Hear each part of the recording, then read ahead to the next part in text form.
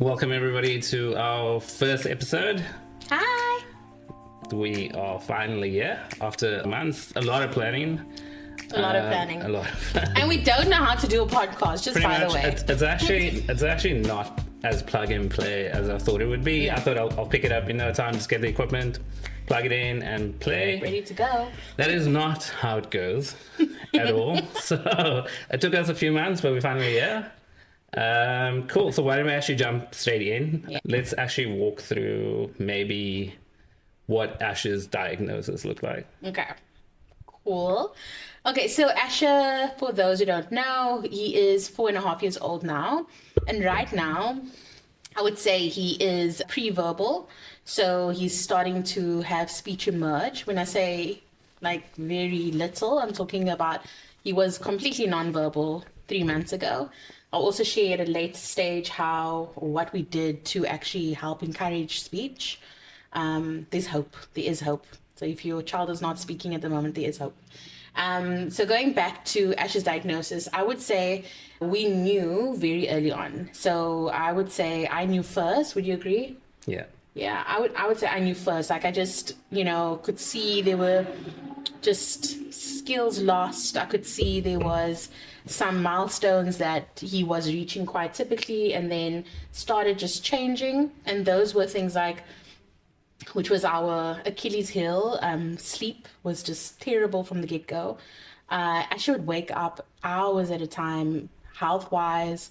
He would catch any and every viral thing that you could a meter away, you'd get it. Obviously the speech and language, he started developing typically up until about 18 months, where he was starting to say a few words, and every other milestone was met. And I think at 18 months, all of us had COVID at the time, and we moved house very soon after. And I think that's when we started noticing there were skills lost. I still remember us having that chat when I'm like, Rory, have you noticed he's not saying any words? Do you remember that? Yeah. For me, it's difficult, right? It was our first child.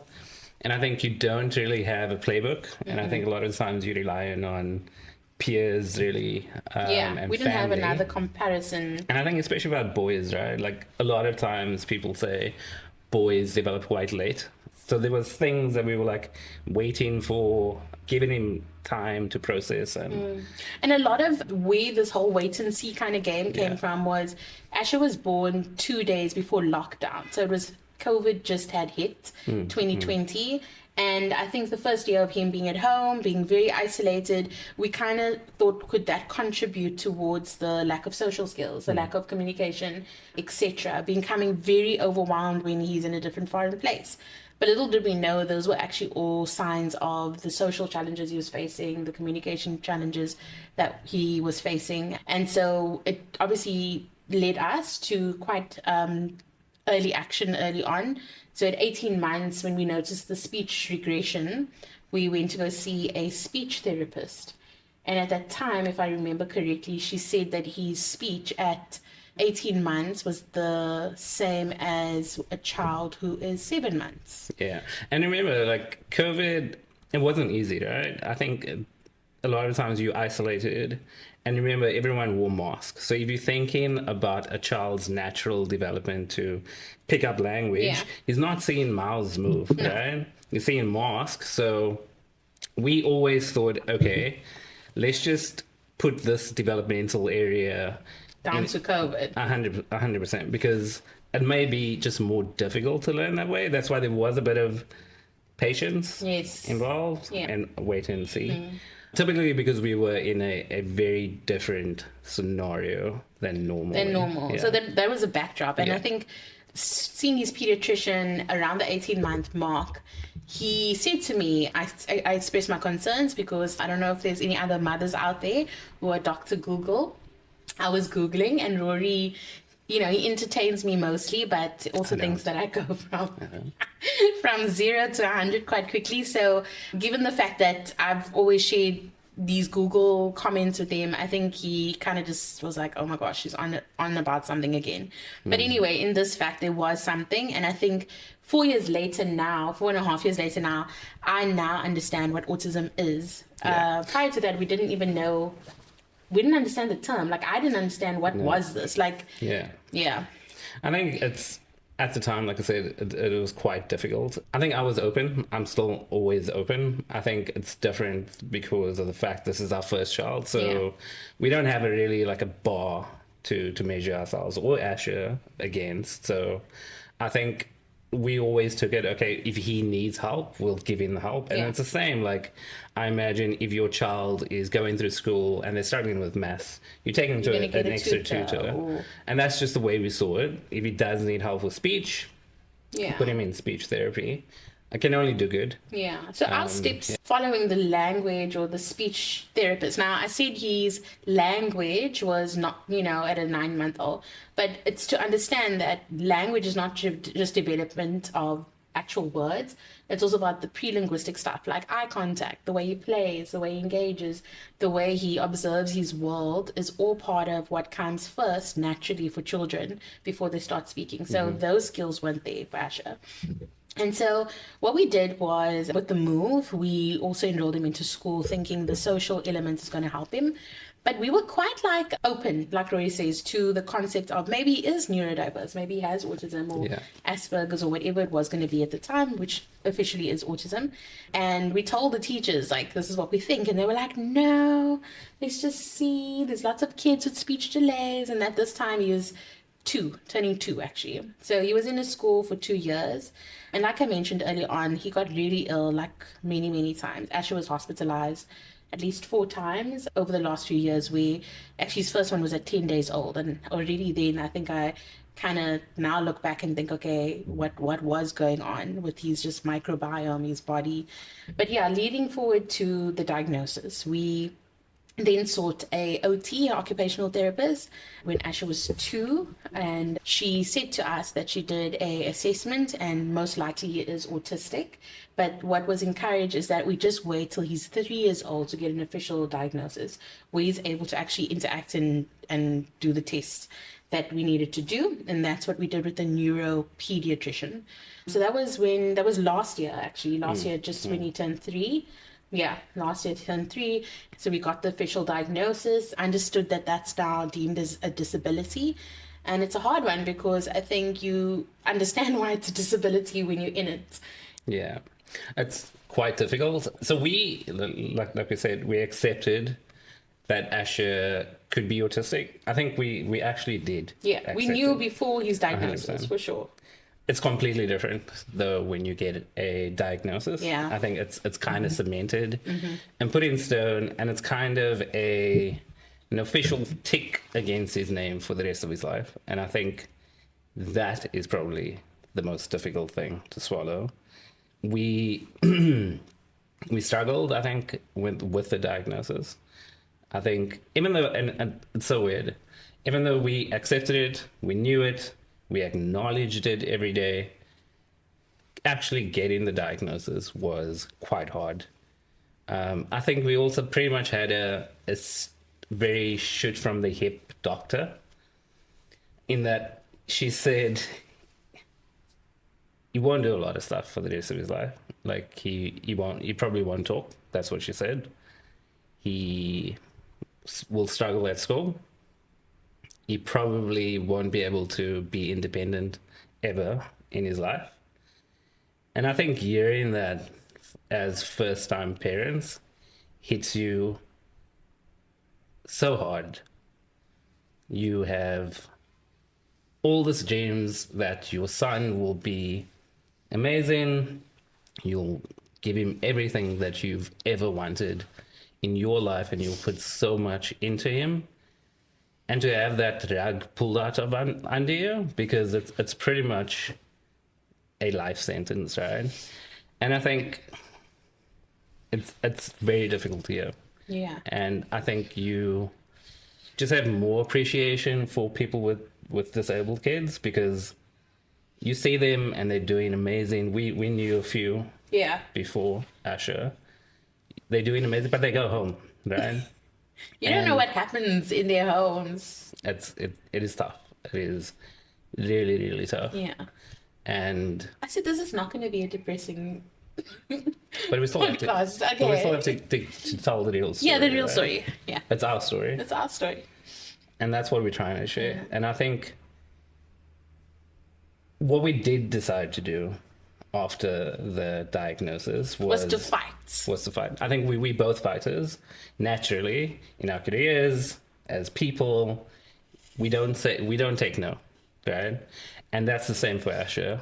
We are 100% achievers, and screw the doctor. Screw the doctor. I don't care what she says. Asher's going to be amazing, and we will get him there. We have the Yeah. right people in place now, Yeah. and we will give him everything, Yeah. right? Even though we have no expectation, and I think that's the important part. Is we love him where he is. 100%. We love him where he is, but we also now, through education and through knowledge and sharing and research, have understood that the death sentence given to us was actually not, and that there is hope. So, like we said, this is a story of hope. We're going to unravel everything so you can understand where we are and why we even have hope at this point in time. But we are dealing with a child in 10 months who went from, I can't even explain to you how he lived in a world of his own where he could not even be engaged, to the fact that he's bringing a book to his dad to read, or, you know, if I say we're going to the park, he's running to go get his shoes. Like, Yeah. the fact that he's starting to use communication, starting to point, starting to show emotion, starting to use words correctly. For me, that is hope. So I do hope that you feel something from this podcast, that you're able to tell somebody who's struggling that it's not a dead sentence for you. And I also just want to say, I think the other hardest part, besides, you know, Rory, obviously he had quite an experience with the doctor. I think I could deal with somebody quite clinical, which he was quite. Yeah. I think the biggest chunk of disappointment for me was not so much the diagnosis, but rather you get the diagnosis and then what? Because there's nothing. There's nobody, there's no team that's going to support you. No. You need to navigate these uncharted waters on your own. There is nothing that is just saying what you should do. And at the point in time when you got diagnosed, they said we recommend OT and we recommend speech. And he had been in those two therapies for a while already by then. So for me, I felt there has to be something else. Yeah, and I think that's essentially why we're here, right? Yeah. I think we didn't, like I said, we didn't get the playbook. No. And what we're trying to do is at least soften A blow for anyone the blow else. for everybody else. And they don't have to go through the same, right? They can have a bit of knowledge, because everything is community led. Yeah. There's no welcome pack. There's no One stop shop. 100%. Doctors don't really know what to do. I think they're Yeah. getting a lot better. But our neuroped, when they gave the diagnosis, pretty much said good luck. That was it. Yeah. And a lot of we'll the check times in a year. we'll check in a year. A lot of the times this is autism is majority community led. And the thing is, early intervention, when we speak early intervention, it's anything below 5 years old, is where you need to be really taking advantage of neuroplasticity of the brain, and how you can actually still support a child who's got disability, a child who has got some challenges. Now, I'm not a doctor, neither is Rory, so everything we're speaking to is just from what we know. So big disclaimer, like, this is not medical advice.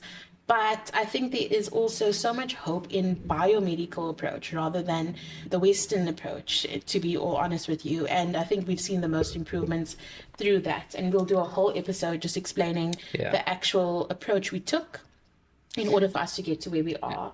And it comes from actual experience, right? Yeah. Like, we saw a major shift in Asher, but just changing his diet. And when we say Asher didn't speak until 4 years old, he didn't speak. Not a word. We didn't hear our son's voice.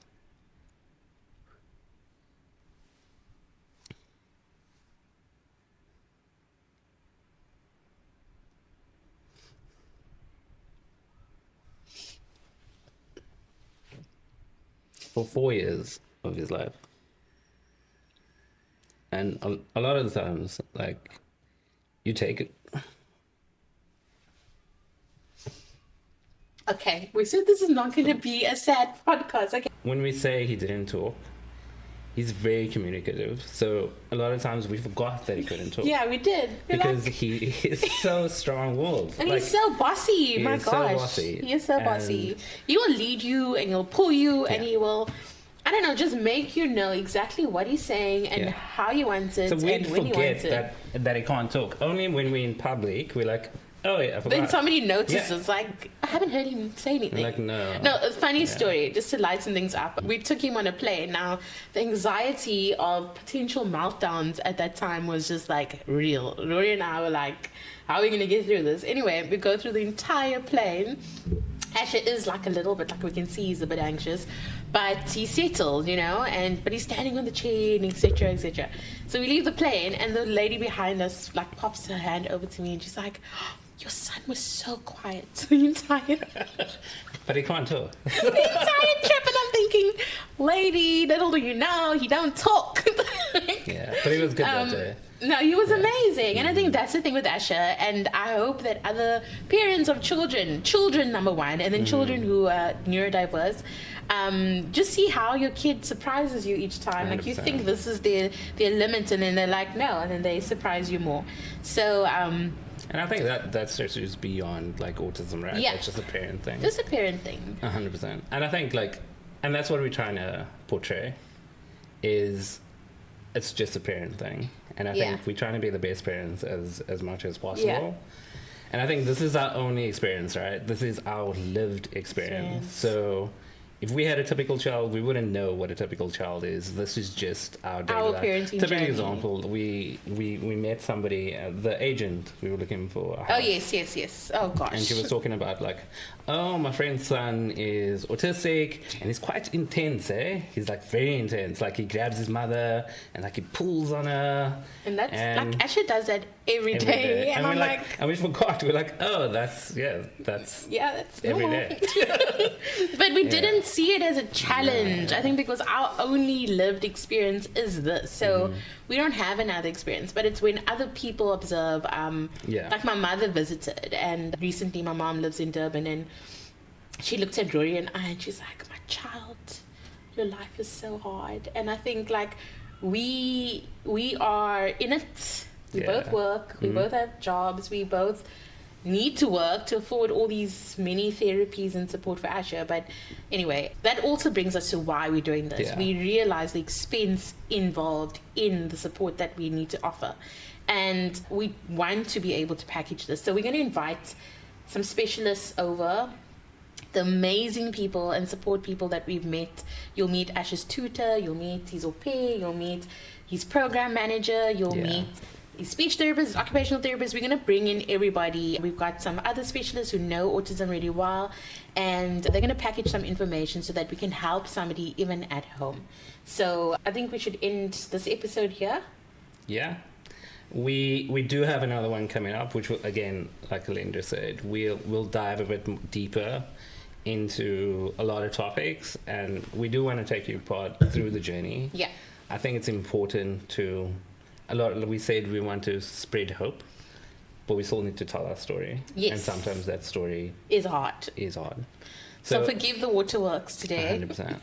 We appreciate you listening, and we'll be back with more soon. Hopefully not in a month. This time we will try to do it sooner. Take Thank you, care, everybody. guys. Bye. Thanks.